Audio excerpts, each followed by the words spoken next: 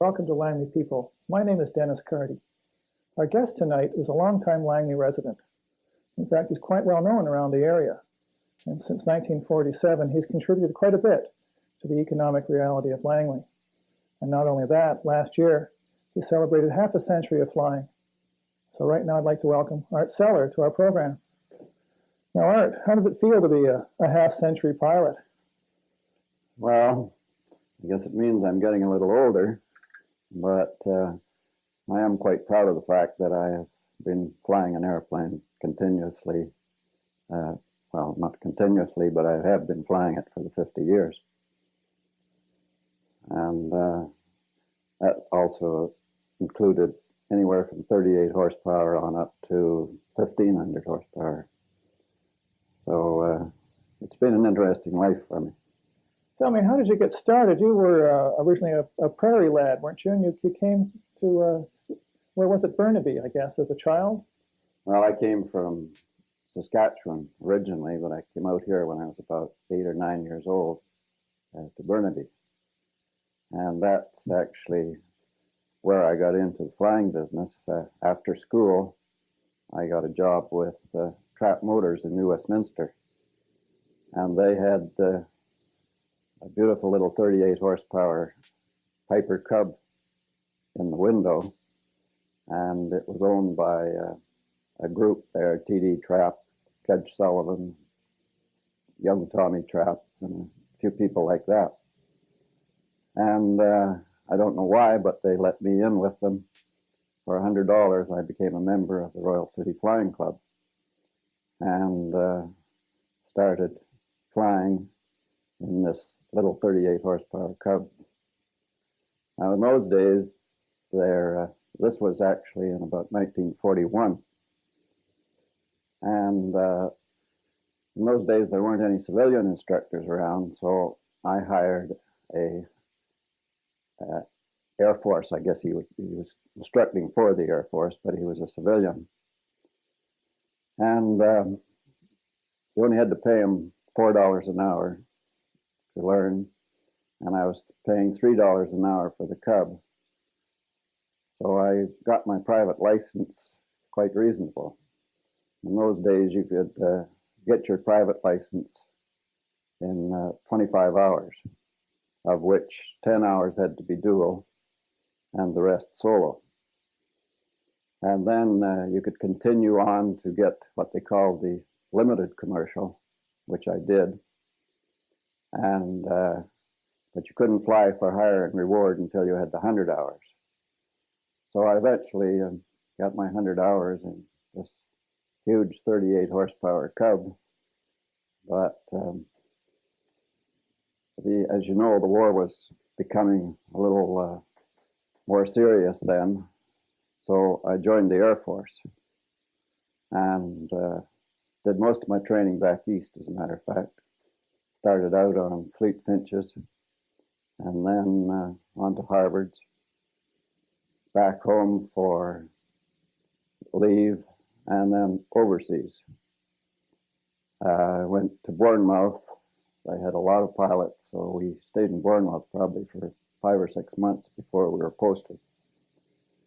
Eventually posted to a squadron, 412 Fighter Squadron on Spitfires, and I served my duty there until I was shot down. Then I went into a prison camp for 11 months, and the war was over for me. So after the war, I got into the aviation world, starting out with Tiger Moth, again under the Royal City Flying Club. And we enjoyed the instructing, but I decided that I'd like to get out on my own. So I formed Skyway Air Services and moved to Langley Airport. At that time, Langley Airport was just a Trans-Canada Airline emergency airstrip, so there was nothing there. I moved in there with a Tiger Moth And the Blairs, who were very good neighbors to me, helped me a lot. We used to use their equipment to cut the grass. I pretty well maintained the field myself because it really wasn't a licensed airport then. But later on, through some of the city fathers of Langley, Grant Duckworth and a few others, we got it licensed as Langley Airport. From there, I grew and eventually went into the Piper Cub, the Fleet Canuck, and did a lot of training and decided this one year there was a very bad infestation of the aphid in the pea crop at Ladner. So they had to call in Americans to do the crop spraying. And I thought, well, that looks like a pretty good business. So I converted one of the old Tiger Moths to a crop duster sprayer, convertible. And that's actually how I got into the spray business and the firebombing business. The firebombing, we started actually with the Stearman, 450 horsepower, and we carry 100 gallons. It really wasn't that effective, but it did get the Forest Service thinking about aerial attack.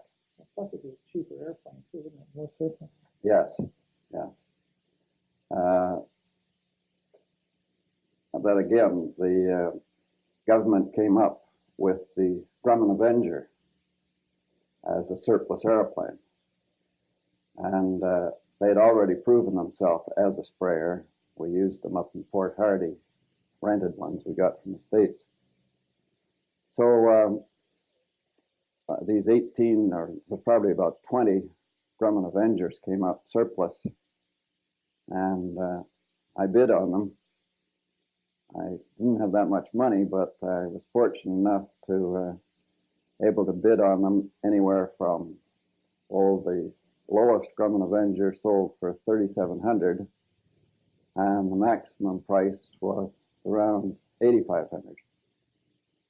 So first thing I knew, I was in the business of a lot of airplanes. We converted them to sprayers too, and went out to New Brunswick spraying for the spruce budworm. They would carry 600 gallons. So every time we went up, the Grumman Avenger would do roughly 600 acres. And they'd only be out there for about 6 weeks, and they'd be back home. So we decided to convert them to firebombers. And that's really how we got our first forestry contract, using the Grumman Avenger. Was there anyone else in the province who was doing that firebombing? Yes, there was a Canso, one or two Cansos operating over in Vancouver Island. There were those flying boats, those warship of Flying boats, yes. Right. So we weren't the only ones, but we were the only ones with that dropped a slurry, which is more effective than straight water on fires. Oh, that's right. That colored sort of, Yes. we call it water, but in actual fact, it's not water. It's a mixture of other chemicals, isn't it? At that time, it was a bentonite, and it was a thick slurry that dropped on the fire and retained its moisture. You know, it's interesting when you talk about those Avengers, because now they're considered warbird and are very collectible, and they're worth $1 million a piece. I saw one in an aircraft magazine a month or so ago, all done up in its original markings, and they want about $1 million for them. Well, that's how things change in the aviation world and the rest of it. I guess life in general has changed quite a bit. Life in general, yeah. That's right. Mm-hmm. You know, we were talking a little bit earlier about how flying has become very expensive and very complicated. But yet, when you first moved out to that field, you were still single, were you? Yes, I was single, ex-Air Force, and full of beans, I guess. Yeah. Anyway, with this one Tiger Moth and a little trailer, that was the beginning, and 2 barrels, one for for gasoline and one for oil. And that's really how Langley Airport got started. You know, I understand that things were much easier in those days too. A lot less aircraft flying around the valley. Certainly no big international airport like we've got now. You were telling me how you were courting a certain young lady, and you'd pack a picnic lunch and you'd fly off down the valley and land in some farmer's field. Yes, well, now you're back to pre-war. And then at Vancouver Airport, you didn't need a radio to get in. You just come in with a signal. So with the small cub but no radio, we used to I used to take my girlfriend up, and we'd fly up to Chilliwack to Brett's Field. At that time, there wasn't a Chilliwack Airport. It was Earl Brett's small little farm field. And we'd land there and sit under the wing and have a picnic. Fly home. I'd be putting time in all the time, that is on the airplane. And it only cost me $3 an hour, which is a far cry from what we have to pay today. Oh yes, it's really really gone up. You're also saying you used to fly down the valley in the other direction, and a certain farmer had children used to take up, and one of those farmer's sons has now become fairly well known in the area. Could you tell us that story? Well, yes. I courted a girl from Cloverdale, Lorraine Millen, and I used to phone her up from Vancouver after I'd instructed all day and tell her I'll pick her up in Harry Bowe's field.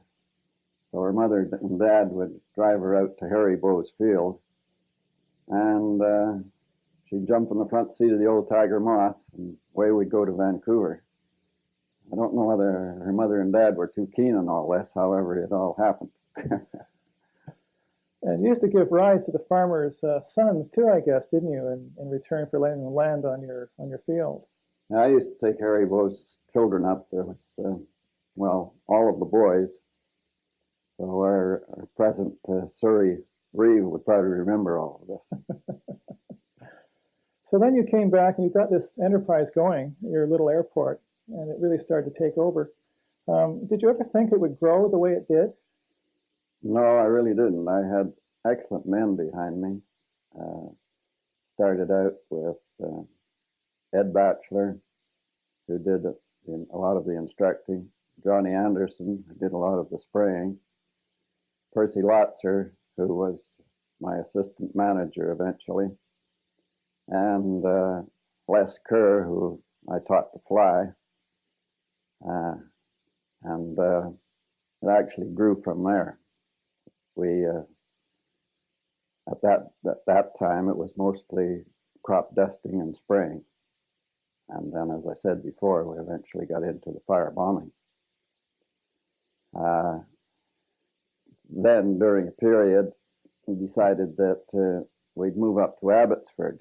So the two hangars up at Abbotsford, the three of them, I guess, no, just the two became surplus, and again, I was lucky enough to be able to purchase them, and we continued to grow and operate from Abbotsford Airport.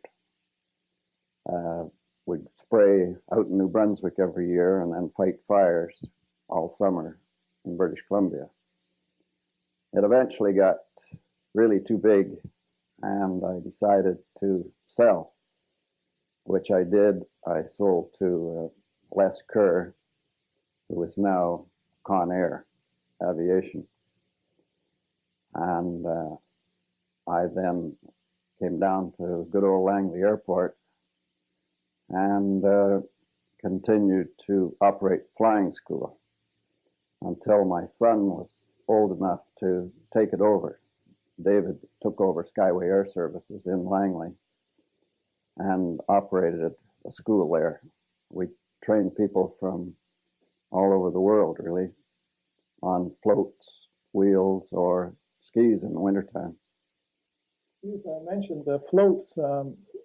You also started a second airport, I understand it, up just outside of where we're speaking from right now. You've got a dredge?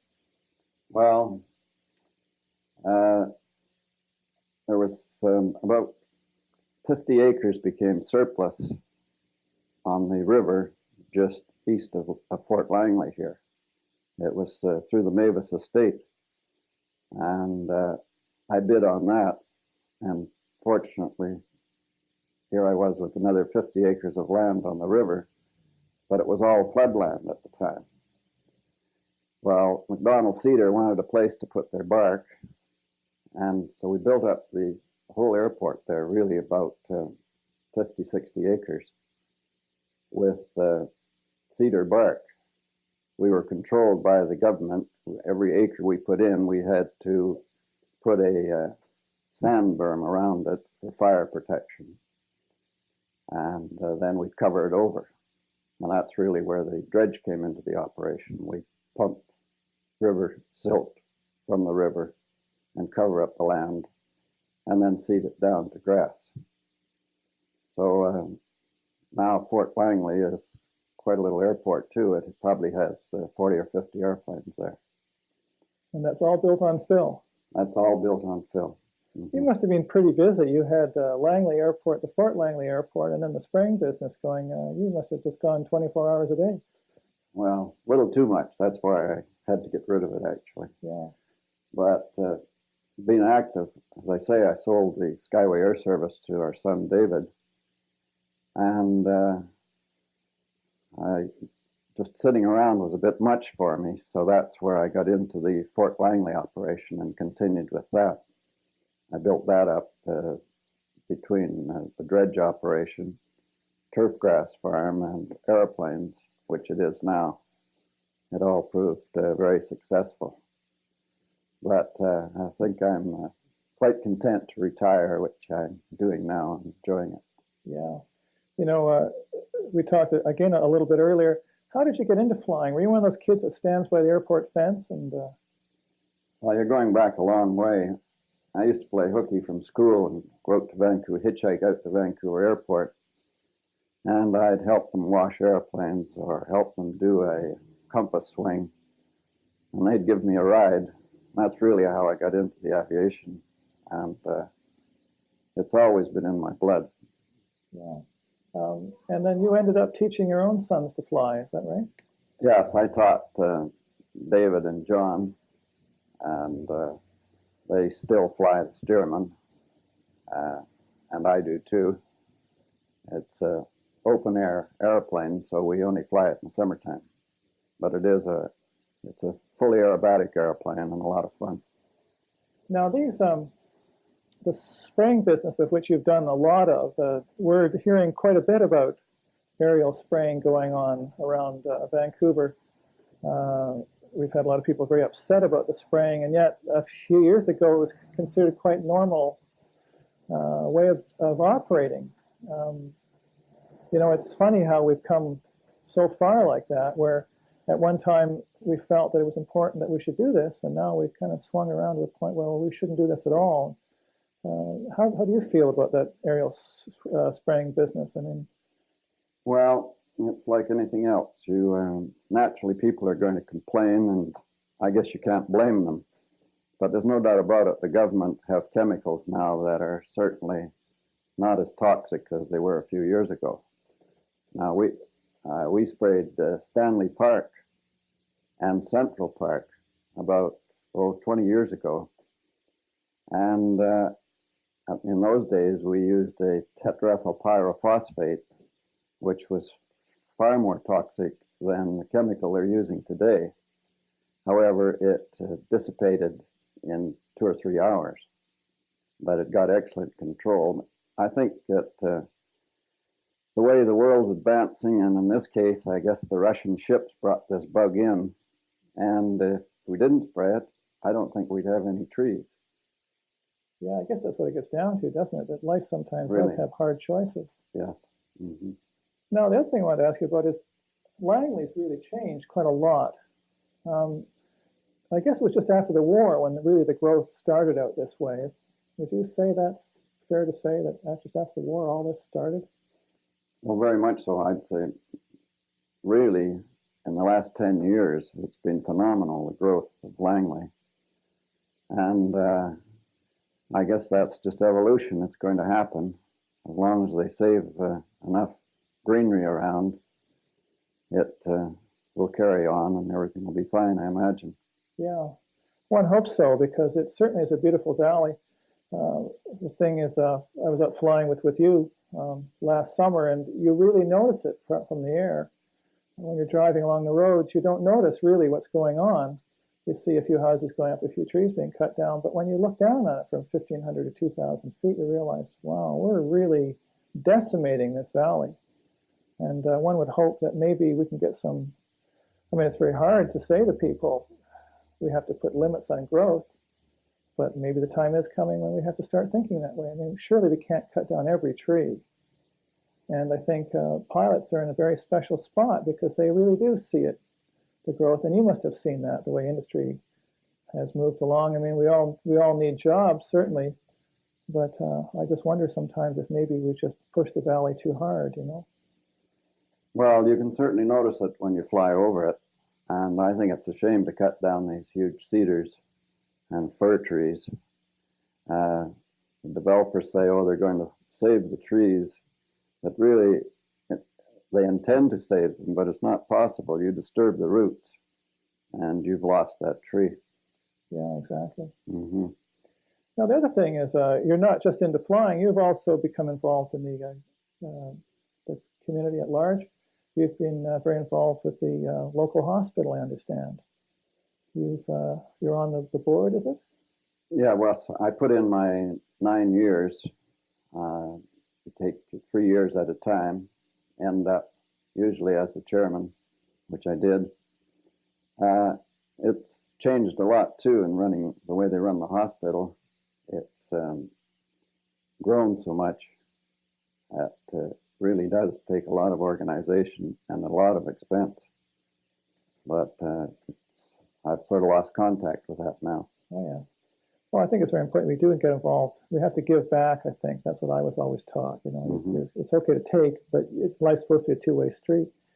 I guess that hospital did really grow from. Do you remember how many beds they had when you first started in it?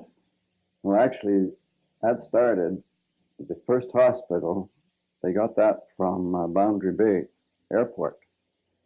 They moved that building. It was a hospital down at Boundary Bay during the Air Force days, as my understanding. And they moved it to Langley, and that was really Langley's first hospital. And it proved adequate, no doubt about it. Was it in its present spot up on top of the hill? Within a few hundred feet of it, yes. The building is still there. They use it as, well, I'm not sure what it's used for now. Yeah. I was just wondering, you're involved in some other community things, aren't you? You were telling me the other day that you would. Well, yes, I'm a mason and a shriner. We get in the usual parade and so on. We enjoy that very much. Yeah. Now, you know, you've allowed yourself to retire, and I understand you have your motorhome and you head south and just sort of starting to enjoy life a little bit. But do you find that it's hard to slow down after this? After a lifetime spent working away at it? It was at first, and that's why Lorraine and I enjoy the motorhome so much, because you can, if you don't like a spot or you become restless, away you go to another one. And that's, to me, that's the advantage of a motorhome. We really enjoy it. A typical pilot, you're always wanting to move on. That's right. How's your wife handling the retirement? It's funny because I was reading a book on retirement, and they say the biggest thing about the wives is all of a sudden the husband's underfoot, and it drives them crazy after all the years of hubby going out the door every morning. Well, that happened in our house too, I guess. When I moved or sold the Abbotsford operation, then the Langley operation, I was really hanging around the house a little bit too much. So that's why I got into the seaplane base and the dredge operation down at Fort Langley. So that sort of got me out of Lorraine's hair for a while. Have you got any advice for the newly retired? Because Langley in the Lower Valley is turning into the retirement capital of Canada. Well, all I can say is keep busy and enjoy golfing or some sport. I guess That's that's the main thing to the main do. thing. Yeah. Because a number of your contemporaries are also retiring. You're talking about Les Kerr and all those chaps, and they're all sort of retiring at the same time, aren't they? Yes, they are. And well, it takes a while to get into it. There's no doubt about it. After being so active in the aviation world. Are there people coming along? Are there? I guess in the way the valley's really started to fill up, and it's pretty tough maybe for.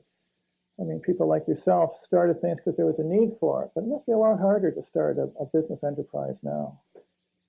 I think it is. Costs have risen so high and wages are so high. But I guess it's all relative. If a man has the ambition to go out and start something, he can do it. He's just working with a dollar that doesn't go as far. It seems that way, doesn't it? Yeah. Plus, there's a lot more government regulation. We were talking earlier that there was a time you could hop in your plane and fly anywhere you want, and now, by golly, you'll spend half your time filling out the paperwork and the forms, and it's really sometimes Canadians are accused of being over-governed, and I think pilots tend to be maybe on the leading edge of that because there's a lot of very restrictive laws which have come into effect now for flight plans and weather and your safety and the knowledge you're required. There's that ultralight movement that has come along, but even that's becoming more complex, Speaking of that, I think if the Department of Transport, we call it the MOT now, Ministry of Transport, I think if they'd relax on these exams that in our day, as I said, we got our private license in 25 hours. And all you had to do was learn a few air regulations, which is natural, a little maintenance of your engine and your aircraft, and some map reading to know where you're going. And it became that simple. Now, naturally, that wasn't adequate if you were going on to commercial flying, but I think it would create more interest in aviation if they would relax on the rules and regulations.